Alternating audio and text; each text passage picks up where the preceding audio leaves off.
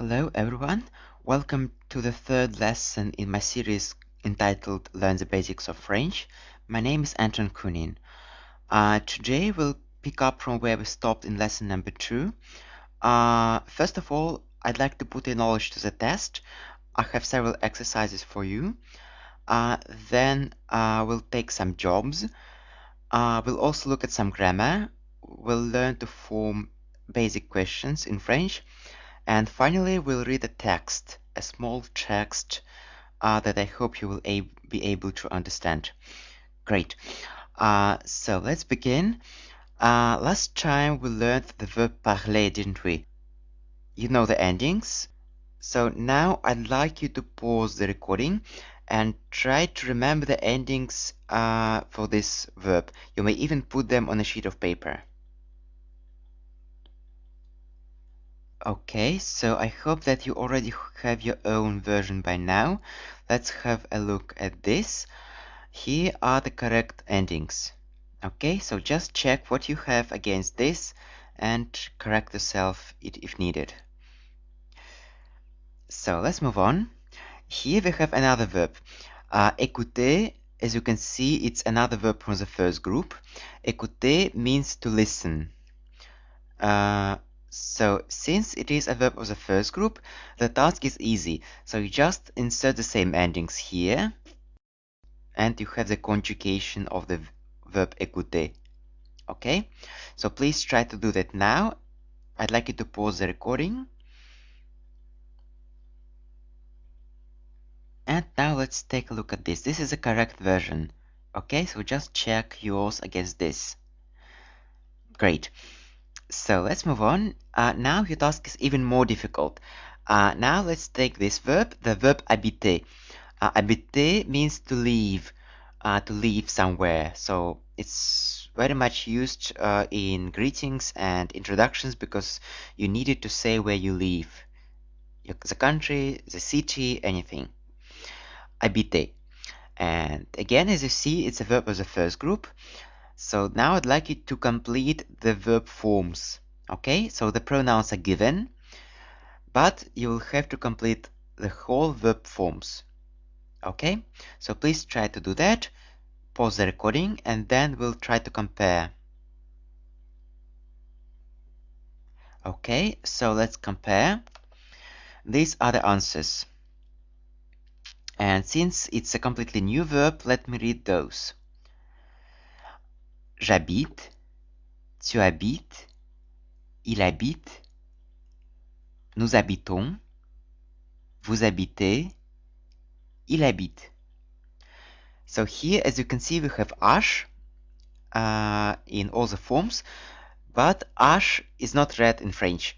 So it's just a remnant of a tradition.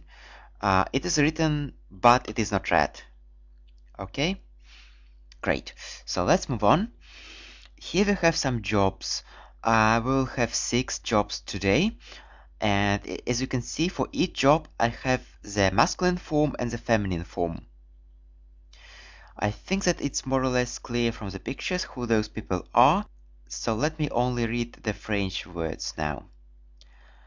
Un entrepreneur, une entrepreneuse, un musicien, une musicienne, un vendeur, une vendeuse. Okay, so now I'd like you to repeat after me. Let's have a second look. Un entrepreneur, une entrepreneuse, un musicien, une musicienne, un vendeur, une vendeuse. Okay, so let's move on. Here, the only one that may not be very clear, I think, is this.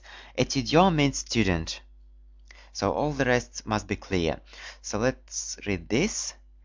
Un étudiant, une étudiante.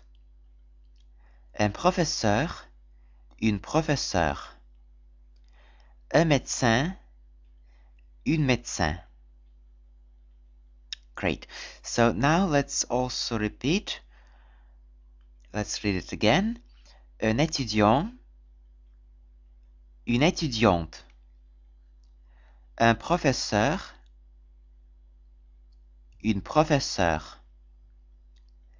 Un médecin, une médecin. As you can see, sometimes the form changes, but in these cases, professeur, médecin, the form doesn't change, so only the article changes. So if you want to say a male doctor, you'll say un médecin, and if you want to say a female doctor, you'll say une médecin. So it's that easy. Great. So now, how do you say my job is this? In French, it's easy again. You say je suis plus your job.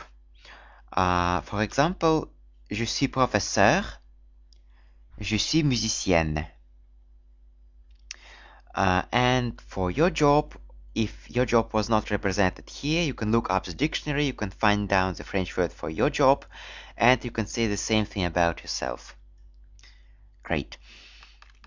So now let's also look at this verb, the verb faire. Faire means to do. As you can guess, it is one of the most common verbs, and we're also taking it because it's an irregular verb. So please learn it in your free time. And now I'll read the forms for you. Je fais, tu fais, il fait, nous faisons, vous faites, ils font. Great. So now I'd like you to repeat after me because it's an important verb. So let's read it together. Je fais, tu fais, il fait, nous faisons, vous faites, ils font. Okay, so let's move on. Why did we take the verb faire? We took it because you will need this verb to ask people about their job. So the question in French will be que faites-vous dans la vie? And if you are speaking on tu, of course it will be que fais-tu dans la vie? So again, I'd like you to repeat after me. Que faites-vous dans la vie? Que fais-tu dans la vie? Okay, and let's also have a look at this mini dialogue. Que faites-vous dans la vie? Je suis musicienne. Okay? Great. So now let's also read this text. I think that you can read it yourself first. So I'd like you to pause the recording now and then I'll read it for you. Okay, so now I'll read those texts for you. Il s'appelle Michel Durand. Il habite en France et il est français. Il parle français et allemand. Il est musicien. And let's also look at this text. Elle s'appelle Maria Luisa. Elle est espagnole, mais elle habite aux États-Unis. Elle parle espagnol, anglais et arabe. Et elle est entrepreneuse. Okay, so now let's take a look at some grammar. Today we'll take a look at how we form questions. So this is an affirmative sentence. Elle est médecin.